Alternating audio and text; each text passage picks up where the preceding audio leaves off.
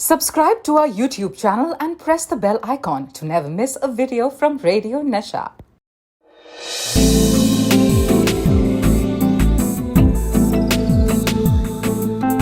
एक अधूरी कहानी। एक अधूरी कहानी, कहानी वाला देव के साथ।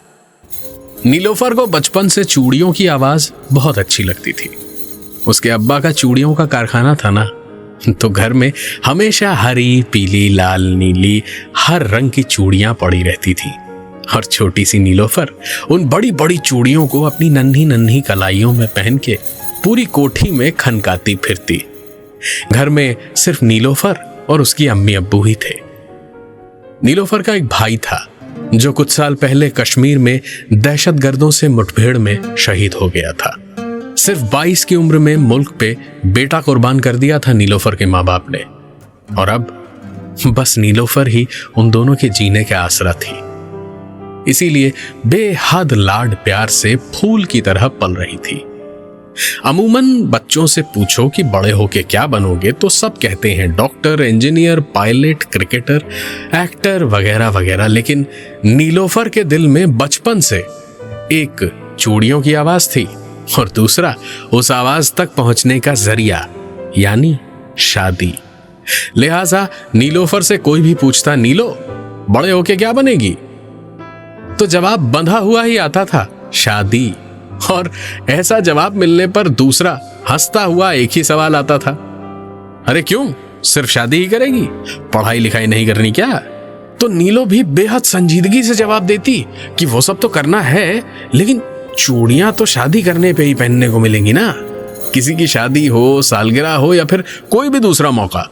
नीलो को देखते ही हर बड़ा बुजुर्ग उसकी मीठी मासूम सी बोली में इन्हीं दोनों सवालों के जवाब मांगने मुंह उठा के पहुंच जाया करता था। और नीलो के दर आया कोई भी कभी निराश वापस नहीं गया। हमेशा हर किसी को यही दोनों जवाब उतनी ही मासूमियत से मिले सभी को। वक्त बीता, नीलो 7 से 17 की हुई, स्कूल पास किया और फिर कॉलेज से एमकॉम करके घर के कामकाज सीखते सीखते नीलो कब 25 की हो गई, किसी को ध्यान ही न रहा। अब उसके घर वाले बड़ी शिद्दत से चाहते थे कि उसकी शादी हो, लेकिन नीलो शादी का नाम सुनते ही उठ के चली जाया करती थी। अपने अब्बा की बड़ी लाडली थी, इसीलिए अब्बा कुछ कहना शुरू करते तो बस टाल के चली जाती और फिर अम्मी अब्बा पे बरसने लगती कि इतनी छूट जो दे रखी है इस लड़की को, कौन करेगा ऐसी बदतमीज से शादी। बात तक सुनती नहीं और उठ के चली जाती है। और अब्बा बस समझा के कह दिया करते, अरे ठीक है, बच्ची है, छोड़ो भी, क्यों बच्ची को घर से भगाने पे तुली हुई हो। ज्यादातर दिन ऐसे ही बीता करते थे। लेकिन नीलो को इन सब से कोई फर्क नहीं पड़ता था। वो तो बस रेडियो चला दिया करती और अक्सर आजकल सुपरहिट चल रही आज का अर्जुन फिल्म का गाना सुनती। पर इस गाने में कहीं भी नीलो को प्यार, मोहब्बत या किसी हीरो की तलाश नहीं दिखती थी अपनी जिंदगी में, और ना ही आजकल उसे चूड़ियां इतनी पसंद आती थी। नीलो को तो आजकल ऐसा लगता था जैसे वो किसी की गुलाम है, जैसे उसका अपने ही ऊपर कोई काबू नहीं है, और सिर्फ अपने आप पे ही नहीं बल्कि अपनी किस्मत पे भी कोई काबू नहीं है उसका। किस्मत तो खैर कब किसकी अपने काबू में रही है, बस चाहते और उन चाहतों को किस तरह पाया जाए यही इंसान की पहुंच में है। एक रोज की बात है, अब्बा बाहर लॉन में बैठे अखबार पढ़ रहे थे। अम्मी बावर्ची खाने में नाश्ता बना रही थी और तभी 2-3 बड़ी बड़ी गाड़ियां आकर के गेट पे रुकी और कुछ लोग गेट खोल के अंदर आए। फिर हंसने और जोर जोर से बातों की आवाजों से नीलो की नींद खुली।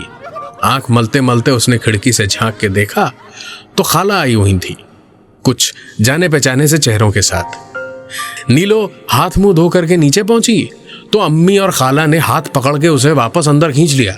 और अभी भी आधी नींद में डोल रही नीलो को समझ ही नहीं आ रहा था कि वो दोनों क्या बड़बड़ किए जा रही थी और क्यों उसके हाथ मुंह बार बार अपने पल्लू से साफ किए जा रही थी। दरअसल खाला नीलो के लिए रिश्ता लेके आई थी। खाला के ससुराल की ओर के लोग थे और खाला की बातों से जितना समझ आया काफी बड़े लोग थे। नीलो को वापस अम्मी और खाला ऊपर ले गईं कपड़े वगैरह बदलवा के नई कमीज पहनने को दी गई और आखिरकार ला के पर्दे के पार बिठा दिया गया। अम्मी और खाला दोनों ही उठ के शायद बावर्ची खाने में गए तो पर्दे के उस पार से एक आवाज आई, अस्सलाम वालेकुम। नीलो ने इधर से वालेकुम कहा तो उधर से दोबारा कोई बात सुनाई दे इसके पहले ही ये कैसा शोर शराबा था। शोर शराबा अचानक जैसे बढ़ता ही जा रहा था। नीलो घबरा के उठी और पर्दे के बाहर आई तो उसकी आंखों के सामने उसकी अम्मी बाहर लॉन पे अब्बा के सीने पे सर रख के दहाड़े मार मार के रो रही थी और अब्बा की बेजान लाश घास पे पड़ी थी। नीलो के अंदर जैसे एक लम्हे में पूरी दुनिया की ताकत समा गई थी। वो न जाने कैसे इतनी सख्त हो गई थी। धीरे धीरे अम्मी के पास पहुंची, उनको सीने से लगा के किसी तरह जरा शांत कराया और फिर एक एक करके सारे के सारे जनाजे का काम करवाया और आखिरकार वक्त के साथ ये जख्म भी धीरे धीरे भरता गया। अम्मी ने कुछ महीनों तक कारखाने की खोज खबर ली, पर उसके बाद उनका जी उब गया। बस मैनेजर चाचा आते और हिसाब किताब दिखा जाया करते महीने के महीने। लेकिन पिछले कुछ महीनों से धंधा भी मंदा ही चल रहा था। तो एक रात अम्मी से रहा नहीं गया और नीलोफर से बोल ही पड़ी, बस बहुत हुआ नीलो, अब या तो तू शादी करके घर बसा ले और मुझे आजाद कर, या मैं खुदकुशी कर लेती हूँ। कारखाने का काम बहुत खराब हाल में है, सब बेच बाच के मैं तुम्हारे अब्बू के पास चली जाती हूँ। अब जी के करूँ भी तो क्या।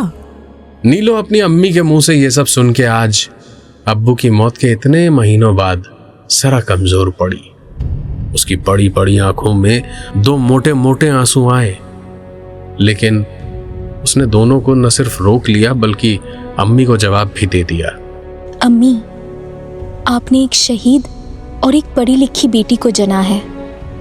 शौहर ने आपके कभी एक पैसे का कर्ज नहीं लिया और आप खुद एक समझदार औरत है। आप ऐसी बातें ना करें, मैं सब ठीक कर दूंगी। पढ़ाई लिखाई अब्बू ने ऐसे ही नहीं करवाई थी। और बस जैसे जादू सा हो गया। नीलो ने कारखाने का काम संभाला और 3-4 महीनों में न सिर्फ कारखाना दोबारा चल निकला बल्कि जिस नीलो को बचपन से चूड़ियां इतनी पसंद थी वो खुद आज चूड़ियों के कारखाने की मालकिन थी और दूसरा कारखाना डालने की तैयारियां कर रही थी। नीलो बस अम्मी को हज करा दे, उसके बाद वापस आके दूसरे कारखाने का काम चालू करवा देगी। शादी की बात भी चल रही है। मैनेजर चाचा का ही तो बेटा है। दोनों बचपन से एक ही साथ खेल कर बढ़े हैं, बचपन के दोस्त हैं, एक दूसरे को समझते भी हैं और उसका नाम भी तो नीलोफर से मिलता जुलता है, नीलेश।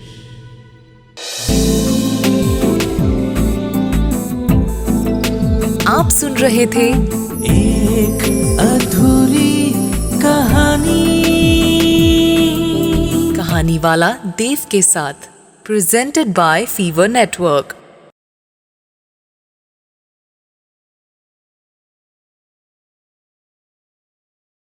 रेडियो नशा।